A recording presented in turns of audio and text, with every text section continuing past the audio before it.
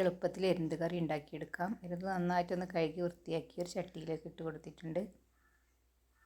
ഇനി ഇതിലേക്ക് ഒരു തക്കാളി അരിഞ്ഞത്, കറിവേപ്പില, വെളുത്തുള്ളി ഇഞ്ചി ചതച്ചത്, ഒരു സവാള അരിഞ്ഞത്, ഇനി പൊടികളായിട്ടുള്ള മല്ലിപ്പൊടി, മുളക് പൊടി, മഞ്ഞൾപ്പൊടി, ഉപ്പ് ചേർത്ത് കൊടുക്കാം. മല്ലിപ്പൊടി കുറച്ചധികം ചേർത്ത് കൊടുക്കണം, അപ്പോഴാണ് ഈ കറിക്ക് ടേസ്റ്റ് ഉണ്ടാവുക. ഇനി വേകാൻ ആവശ്യത്തിനുള്ള വെള്ളം കൂടെ ഒഴിച്ച് നന്നായിട്ടൊന്ന് ഇളക്കി കൊടുത്ത് വേവിച്ചെടുക്കാം.